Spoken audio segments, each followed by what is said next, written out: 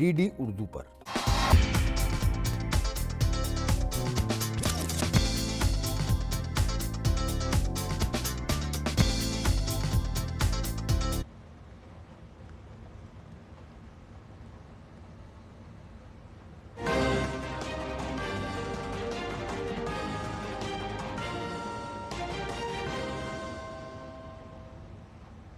आदाब नाज़रीन, खबरनामे में आपका इस्तकबाल है। मैं हूं आपके साथ रेशमा। आइए हेडलाइंस पर नजर डालते हैं। मुल्क भर के वक्फ बोर्ड में शफाफियत से मुतालिक वक्फ तरमीमी बिल देर रात लोकसभा से मंजूर। बिल के हक में 288 और मुखालफत में 232 वोट पड़े। ये बिल आज राज्यसभा में भी हो सकता है पेश। मणिपुर में सदर राज पर लोकसभा में करारदाद मंजूर। वजीर दाखिला अहमद शाह ने कहा, रिजर्वेशन से मुताल्लिक तनाज़े पर हाई कोर्ट के फैसले से हुआ फिरका वाराना तशद्दुद, लेकिन अब सूरत हाल काबू में है और हालात भी इत्मीनान बख्श। वजीर आजम नरेंद्र मोदी का थाईलैंड और श्रीलंका के दौरे पर हुए रवाना। बिम्स्टेक छोटी कॉन्फ्रेंस में करेंगे शिरकत। बिम्स्टेक ममालिक के साथ समुद्री नकलो हमल के मुआहदे पर किए जाएंगे दस्तखत। थाई वजीर आजम से होगी दो तरफा बातचीत। अमरीकी सदर डोनाल्ड ट्रंप का कई ममालिक पर जवाबी टैरिफ का ऐलान। 10 से 49% तक के टैरिफ से आलमी मईशत में अमरीका के किरदार पर उठ रहे हैं सवाल। और बीसीसीआई ने टीम इंडिया के डोमेस्टिक शेड्यूल का किया ऐलान। अक्टूबर में वेस्टइंडीज के खिलाफ टेस्ट सीरीज खेलेगा भारत, जबकि नवंबर में तीनों फॉर्मेट्स में जनूबी अफ्रीका से होगा मुकाबला।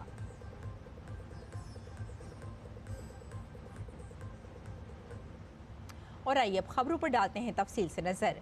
तमाम अपोजिशन जमातों के अरकान की शदीद मुखालफत और 10.5 घंटे से ज़्यादा बहस के बाद वक्फ तरमीमी बिल 2025 और मुस्लिम वक्फ मनसूख बिल 2024 को लोकसभा ने देर रात तकरीबन 2 बजे मंजूर कर लिया।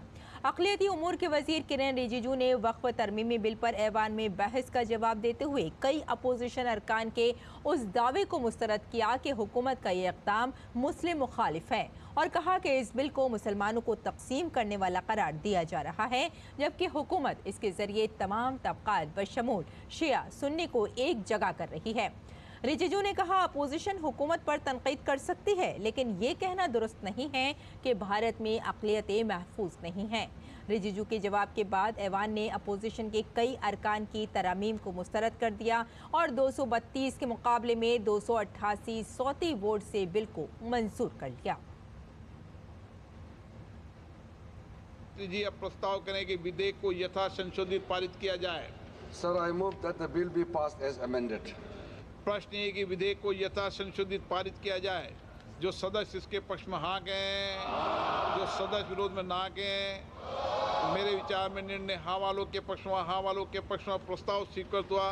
विधेयक पर यथा संशोधित पारित हुआ। लोकसभा में वक्फ तरमीमी बिल 2025 पर बहस के दौरान अमित शाह ने कहा कि वक्फ में एक भी गैर मुस्लिम शख्स को शामिल नहीं किया जाएगा। इस कानून में ऐसी कोई गुंजाइश नहीं है। वज़ीर दाखिला ने कहा कि गैर मुस्लिम अरकान सिर्फ वक्फ को अतिया की गई जायदादों का इंतजाम व इंसराम का काम करेंगे। कहां पर गैर मुस्लिम सदस्य रखे जाएंगे? परिषद में और वक्फ बोर्ड में। उसका काम क्या है? उनका काम धार्मिक क्रियाकलापों को कुछ चलाने का नहीं है।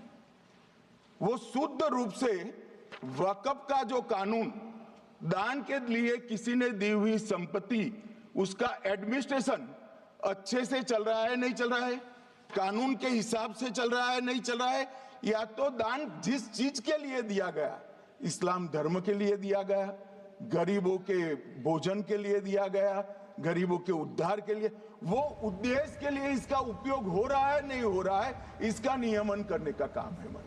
वक्फ में एक भी नॉन मुस्लिम नहीं आएगा। ये एक्ट में ऐसा कोई प्रावधान नहीं। अमित शाह ने कहा कि पार्लियामेंट में बने कानून को सबको तस्लीम करना होगा। संसद का कानून है, सबको स्वीकार करना पड़ेगा। स्वीकार नहीं करेंगे मतलब क्या है? कैसे सकते हैं कोई, हम कानून को स्वीकार नहीं करेंगे। ये कानून भारत सरकार का है, हर एक पर बंधन करता होगा और इसको स्वीकार करना पड़ेगा। उत्तर प्रदेश के डुमरियागंज से बीजेपी के रुकन पार्लियामेंट जगदम्बिका पाल ने लोकसभा में वक्फ तरमीमी बिल 2025 पर अपोजिशन के रवैये पर सवाल उठाया। उन्होंने कहा कि जो जमीन पहले ही हासिल की जा चुकी है उस पर वक्फ का दावा करना दुरुस्त नहीं है। ने हिंदुस्तान की राजधानी को कोलकाता से दिल्ली बनाने का फैसला किया और 1911 में जब उन्होंने यहाँ के लुटियन जोन्स की लैंड को एक्वायर किया, लैंड एक्वायर करने के बाद ड्यूली कंपनसेशन दिया और अधिग्रहण कर लिया। और 1911 जो अधिग्रहण ब्रिटिश सरकार ने किया, अखिलेश जी आप भी मुख्यमंत्री रहे, अगर कोई सरकार किसी जमीन का अधिग्रहण कर ले तो फिर उस जमीन को डीनोटिफाई करके किसी को दे नहीं सकती है। यह पहली बार कांग्रेस सरकार ने डीनोटिफाई करके देने का काम किया है। लोक जनशक्ति पार्टी रामविलास के कौमी सदर और मरकजी वजीर चिराग पासवान ने लोकसभा में वक्फ तरमीमी बिल की मंजूरी पर खुशी का इजहार किया। उन्होंने कहा कि उनकी पार्टी की तरफ से दी गई बहुत सी तरमीम को कबूल कर लिया गया है।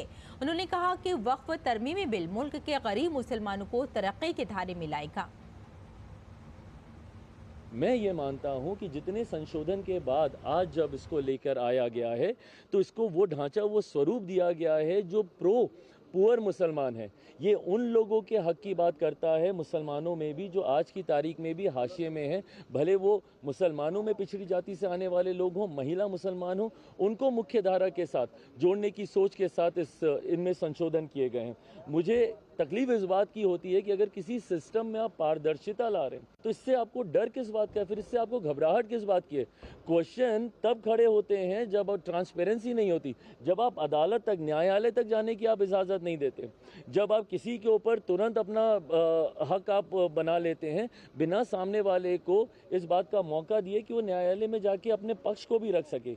इन बातों से चिंता होनी चाहिए। बट जब आप ट्रांसपेरेंसी लेके आ रहे हैं, पारदर्शिता लेकर आ रहे हैं, उसके बाद भी अगर विपक्ष को इन बातों के ऊपर बांटने की राजनीति दिखती है तो ये उनकी सोच हो सकती है, क्योंकि उनकी सोच ये रही भी है। साबिक वजीर कानून और पटना साहिब से बीजेपी के रुकन पार्लियामेंट रविशंकर प्रसाद ने डीडी न्यूज़ से बात करते हुए कहा कि नया बिल मुसलमानों को मजबूत करेगा। इसके अलावा उन्होंने मणिपुर में सदर राज नाफिज करने के मामले पर बहस के दौरान अपोजिशन लीडर राहुल गांधी की गैर मौजूदगी पर सवाल उठाए। कानून मंत्री रविशंकर प्रसाद जी इस समय हमारे साथ हैं। सर, वक्त बिल पास हो गया है, एक बड़ी कह सकते हैं कि चुनौती थी जिसे पास कराना, और तमाम जो गरीब लोग हैं उनके कल्याण के लिए ये बिल काम करेगा। बिल पास हुआ वक्फ वाला संशोधन का, और मणिपुर के राष्ट्रपति शासन को अनुमोदन किया गया। तो ये बड़ा दिन है।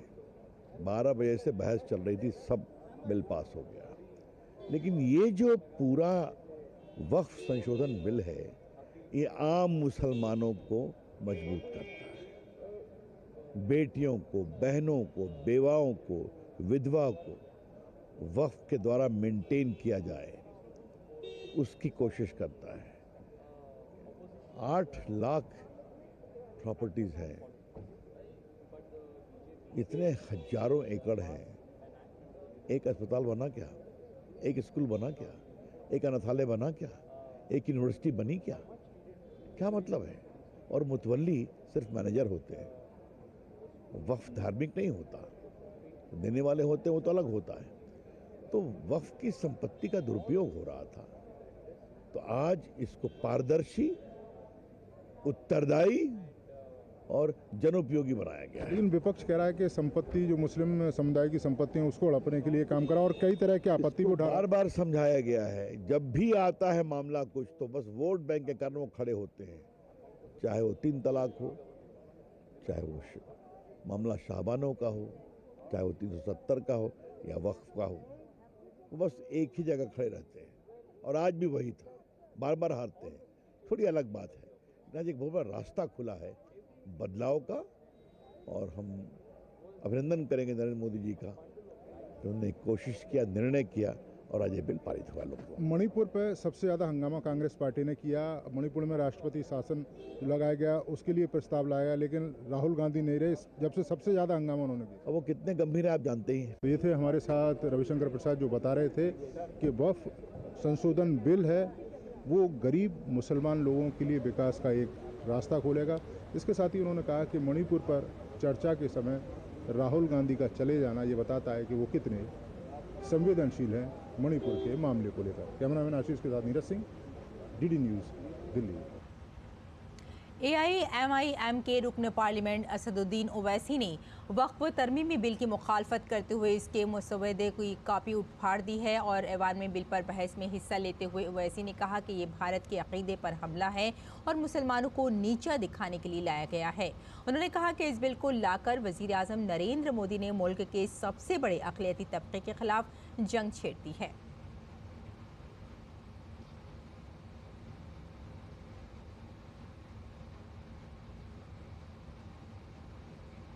हमारे मुख्यमंत्री ने इस्तीफा दिया, फिर राज्यपाल ने भाजपा के 37, एनपीपी के 6, एनपीएफ के 5, जेडीयू के 1 और कांग्रेस के 5 सदस्यों से चर्चा करी। जब बहुमत सदस्य लोकसभा में मणिपुर में सदर राज नाफिज करने की तहरीक लोकसभा में मंजूर हो गई है। वजीर दाखिला अमित शाह ने ऐवान में कहा कि रिजर्वेशन तनाज़े पर हाई कोर्ट के फैसले से फ़िरका वाराना तशद्दुद हुआ, लेकिन सूरत हाल अब तसल्ली बख्श है और हालात काबू में हैं। वजीर दाखिला ने अपोजिशन जमातों से अपील की कि वो मणिपुर के मसले पर सियासत न करें।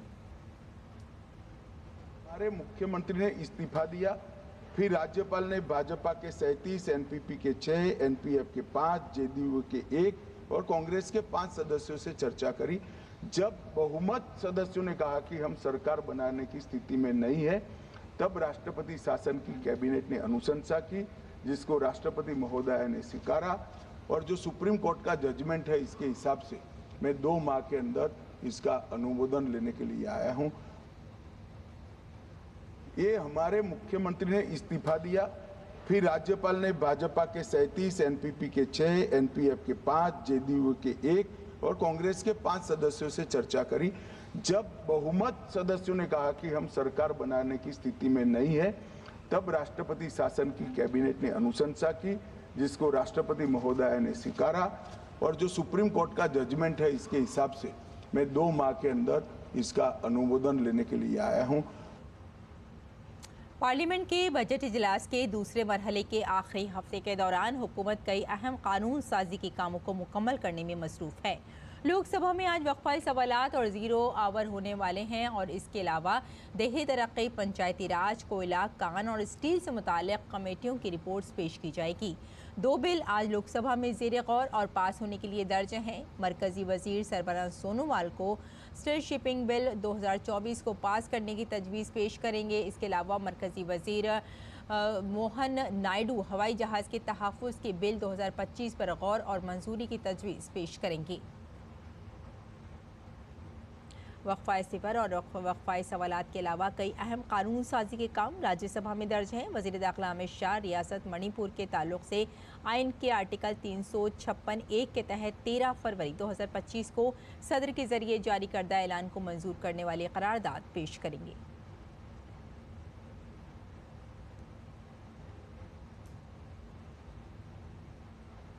अगली खबर का रुख करते हैं। वज़ीर आज़म नरेंद्र मोदी 2 ममालिक के दौरे पर रवाना हो गए। दौरे के पहले मरहले में वज़ीर आज़म थाईलैंड पहुंचेंगे, जिसके बाद वो श्रीलंका जाएंगे। वज़ीर आज़म ने सोशल मीडिया प्लेटफॉर्म एक्स पर लिखा कि आइंदा 3 दिन में थाईलैंड और श्रीलंका में मुख्तलिफ प्रोग्रामों में शिरकत करूँगा। इससे इन ममालिक और बिम्स्टेक के साथ भारत का ताउन मजबूत होगा। वज़ीर आज़म ने लिखा कि वो आज बैंकॉक में अपने थाई हम मनसब से मुलाकात करेंगे। इस दौरान भारत थाईलैंड दोस्ती से मुताल्लिक़ उमूर पर तबादला ख्याल किया जाएगा। वज़ीर आज़म कल बिम्स्टेक सरबराही इजलास में शिरकत करेंगे और थाईलैंड के बादशाह से भी मुलाकात करेंगे। वज़ीर आज़म 4 से 6 अप्रैल तक श्रीलंका के दौरे पर रहेंगे। वज़ीर आज़म मोदी ने ट्विटर पर लिखा कि उनका दौरा श्रीलंका के सदर के कामयाब दौरा भारत के बाद हो रहा है। दोनों रहनुमा 2 तरफ़ा ताउन को वुसअत देने के इम्कानात पर तबादला ख्याल करेंगे। तो वज़ीर आज़म नरेंद्र मोदी आज से थाईलैंड के बैंकॉक के 2 रोज़ा दौरे पर हैं। वज़ीर आज़म नरेंद्र मोदी जुमे को थाईलैंड में होने वाले छठे बिम्स्टेक ममालिक के इजलास में शिरकत करेंगे। थाईलैंड की वज़ीर आज़म शिनावात्रे ने वज़ीर आज़म नरेंद्र मोदी को इस मीटिंग में शिरकत की दावत दी है। इस दौरान वज़ीर आज़म मोदी बिम्स्टेक ममालिक के साथ समुद्री नकलो हमल के मुआहदे पर दस्तखत करेंगे, जो इस सिमत में एक बड़ा कदम होगा। सरबराही इजलास के दौरान बैंकॉक विजन 2030 को भी अपनाया जाएगा। वज़ीर आज़म मोदी बिम्स्टेक कॉन्फ्रेंस के अलावा थाईलैंड के वज़ीर आज़म से भी मुलाकात करेंगे। इस मुलाकात में दोनों ममालिक के रहनुमा दो तरफा ताउन का जायज़ा लेने और मुस्तक़बिल में ममालिक के दरमियान शराकत दारी की राह हमवार करने पर बात करेंगे। भारत और थाईलैंड की समुद्री सरहद मुश्तरका है और करीबी सकाफती, लिसानी और मजहबी ताल्लुकात हैं। भारत के लिए ये प्लेटफॉर्म जुनूब और जुनूब मशरक़ी एशिया को जोड़ने का एक अहम जरिया है।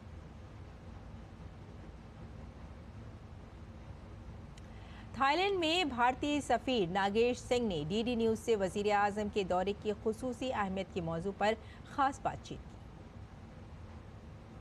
स्वागत है नागेश जी आपका डीडी न्यूज़ पर। सर, पहला सवाल मेरा यही है कि प्रधानमंत्री की जो ये यात्रा है वो कितनी अहम आप मानते हैं? थाईलैंड का रिश्ता भारत से कई दशकों पुराना है और ये आप आने वाले समय में कितना और प्रगाढ़ होते हुए देखते हैं? प्रधानमंत्री जी की जो यात्रा है बड़ी लैंडमार्क यात्रा है, बिकॉज वो केवल बिम्स्टेक समिट के लिए नहीं आ रहे हैं, बट कल उनकी एक बायलैटरल ऑफिशियल विजिट भी है थाईलैंड को, और वो 12 साल बाद भारतीय प्रधानमंत्री बायलैटरल विजिट पे आ रहे हैं। बिम्स्टेक भी एक यूनिक इंस्टीट्यूशन है क्योंकि it is a manifestation of our act east policy and also our neighbourhood first policy, and एक ब्रिज की तरह काम करता है साउथ एशिया और साउथ ईस्ट एशिया के बीच में। और दूसरा आप देखेंगे कि बड़ा फोकस्ड ये एक इंस्टीट्यूशन है या एक ग्रुपिंग है जिसमें कि जो 7 इश्यूज हैं, जो लार्जर इशूज जिसको ये देखता है, ट्रेड, इन्वेस्टमेंट एंड डेवलपमेंट हो गया, एनवायरनमेंट, पर्यावरण पे और जो क्लाइमेट चेंज पे जो इश्यूज हैं, साइंस, टेक्नोलॉजी एंड इनोवेशन हो गया, आपका सिक्योरिटी हो गया, कनेक्टिविटी। आज सबसे बड़ी तो बात कनेक्टिविटी की है।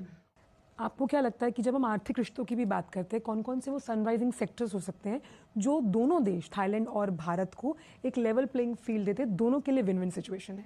तो देखिए, थाईलैंड आसियान में दूसरे सबसे बड़ी अर्थव्यवस्था है, लेकिन हमारा केवल चौथा सबसे बड़ा ट्रेडिंग पार्टनर है। तो सबसे पहले तो हम लोग को उसको दूसरा ट्रेडिंग नंबर का ट्रेडिंग पार्टनर बनाना है। थाईलैंड एक एडवांस मैन्युफैक्चरिंग कंट्री है और उसमें हर तरह की चीज़ें जैसे electronic goods, electrical appliances, automotive parts, cars etcetera. Thailand देखता है भारत को एक fast growing large economy, one of the largest markets in the world. दोनों सरकारें उस पर काम कर रही हैं। आखिर में सवाल आपसे ये कि जो पीएम साहिबा हैं थाईलैंड की, जब वो इलेक्ट होकर आई तो प्रधानमंत्री ने सबसे पहले मुबारकबाद दी ट्वीट करके। अब इस जब विजिट पर उनसे उनका बायलैटरल होगा और वो खुद भी कई इंटरव्यूज में कह चुकी हैं कि she is looking up to India, the kind of economy the India has been growing. How do you see it? इस परिवार का भारत से संबंध बहुत क्लोज रहा है। इनके पिता डॉक्टर थक्सिन भारत में late prime minister Atal Bihari Vajpayee के बड़े दोस्त थे। प्रधानमंत्री यिंगलक शिनावात वो इंडिया गई थी 2011 या 12 में as chief guest of our Republic Day. So अभी जो प्रधानमंत्री पैथोंगटान शिनावात हैं वो हिंदुस्तान की तरफ वही नहीं but across the political spectrum here I have seen that Thailand also believes in the policy of multi-alignment. They want to be friends with everyone. बहुत बहुत शुक्रिया नागेश जी, आपने डीडी न्यूज़ के साथ अपना इतना कीमती वक्त साझा किया और बहुत सी अच्छी ऐसी बातें जो शायद हम थाईलैंड के बारे में नहीं जानते थे वो आपने हमें बताई। बहुत बहुत शुक्रिया अपना वक्त देने के लिए। कैमरामैन सौरभ शुक्ला के साथ Aanchal Gulati Gumber, DD News, Bangkok. वज़ीर आज़म नरेंद्र मोदी के थाईलैंड दौरे के ताल्लुक से वहाँ रहने वाले भारतीय शहरियों में काफ़ी जोश व खरोश है। काबिल ज़िक्र है कि भारत और थाईलैंड के दरमियान सदियों पुराने सकाफती रिश्ते हैं और लोगों के दरमियान बाहमी बातचीत हमेशा रहती है। प्रधानमंत्री यहाँ आने वाले हैं बिम्स्टेक समिट में हिस्सा लेने के लिए। थाईलैंड से भारत के पुराने सांस्कृतिक रिश्ते रहे हैं, बहुत इंपॉर्टेंट साझेदार देश है थाईलैंड। किस तरह से देखते हैं प्रधानमंत्री की इस यात्रा? देखिए, प्रधानमंत्री आ रहा है, आज के दिन में भारत का जो नाम है इस देश में, people are looking at Bharat with a different vision. क्योंकि आज इंडिया और Bharat is been treated is completely differently what it was 30 years or 40 years back. So people are trying to learn the culture, the religious aspect, how Buddhism originated from Hinduism, how our culture influenced 1,000 years to this land. People are trying to learn that. Today Ramayana, Mahabharata, those TV shows are being translated in Thai language, and people are loving it. Bharat विश्व गुरु के तौर पर तमाम वो कई समस्याओं का समाधान लेकर एक अच्छे मंच के साथ जिसे बिम्स्टेक मानते हैं वो खड़ा है। कोई भी संसार में नहीं होगा जो उन्हें बोलेगा कि वो विश्व लीडर नहीं है और उनका जो पॉलिसीज़ है अच्छी नहीं है। सब कोई उसको एक्सेप्ट ही करेंगे, बहुत अच्छी पॉलिसी है, देश के लिए है, राष्ट्र प्रथम के लिए है, तो उसमें कहीं किसी को शंका है ही नहीं। दक्षिण एशिया की आवाज़ के रूप में आप भारत को किस तरह से देखते हैं? दक्षिण एशिया की उसमें Bharat is number 1 now and everyone is looking at Bharat, क्योंकि भारत की जो पॉलिसीज़ है, अभी थाईलैंड की अगर बात करें तो लास्ट मंथ हम लोग पीएम को मिले थे यहाँ पे, शी वाज सो हैप्पी कि मोदी जी ने उनको डेट दे दी। तो everyone is like very excited about Modi ji trip and all दक्षिण एशिया is like follow, they want to follow India. जिस एक्ट ईस्ट पॉलिसी को लेकर भारत आगे चल रहा है, जहां पड़ोसी प्रथम नीति है, वसुदेव कुटुंबकम की भावना है और इसी के साथ भारत आगे बढ़ रहा है और प्रधानमंत्री का पलक पावड़े बिछाकर जो यहाँ का भारतीय समुदाय है वो इंतजार कर रहा है। कैमरामैन सेंथिल के साथ Aanchal Gulati, Bangkok, TV news. और नाज़रीन आइए अब नजर डाल लेते हैं दिल्ली से शाय को छोड़ दो अखबारात पर।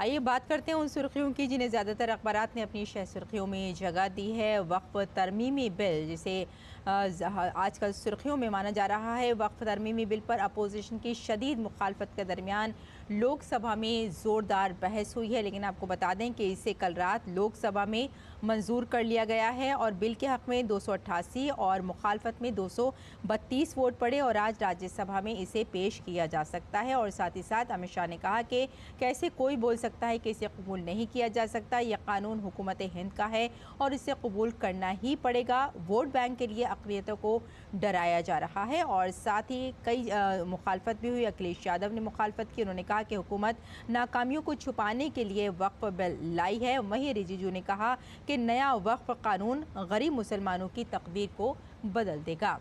और आइए अब नज़र डाल लेते हैं अगली सुर्खी पर। टैरिफ की गैर यकीनी सूरत हाल के बावजूद स्टॉक मार्केट ने छलांग लगा दी है।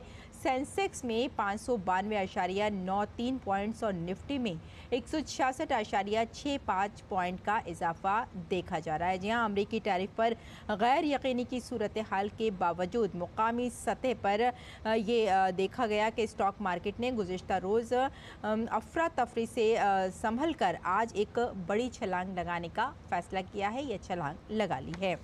और अब देख लेते हैं अगली सुर्खी।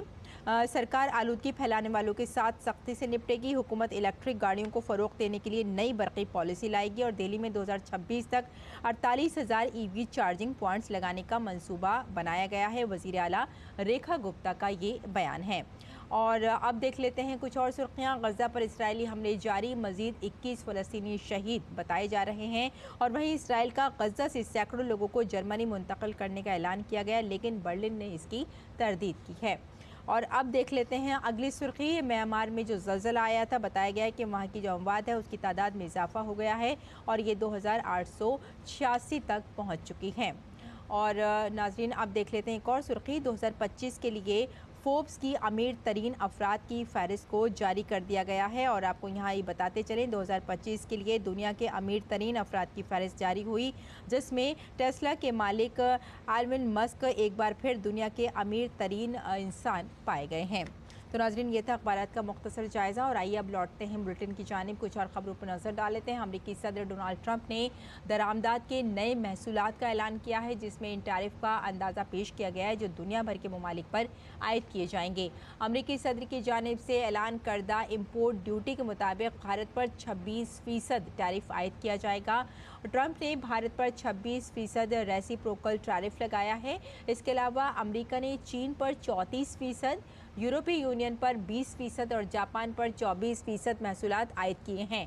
ट्रंप ने यह ऐलान मेक अमेरिका वेल्थी अगेन तकरीब से खिताब करते हुए किया। भारतीय क्रिकेट कंट्रोल बोर्ड ने 2024 के लिए सीनियर मर्द टीम के डोमेस्टिक सीजन के शेड्यूल का ऐलान कर दिया है। बुध को बोर्ड की जानिब से जारी एक रिलीज में कहा गया है कि वेस्टइंडीज़ और जनूबी अफ्रीका की टीमें इस साल भारत का दौरा करेंगी। भारत और वेस्टइंडीज़ के दरमियान 2 मैचों की टेस्ट सीरीज़ का आगाज़ 2 अक्टूबर से होगा। वेस्टइंडीज़ के खिलाफ टेस्ट सीरीज़ के अख्ताम के बाद जनूबी अफ्रीका की टीम भारत के दौरे पर आएगी, जिसका आगाज़ 2 मैचों की टेस्ट सीरीज़ से होगा। और अब मौसम का मिजाज।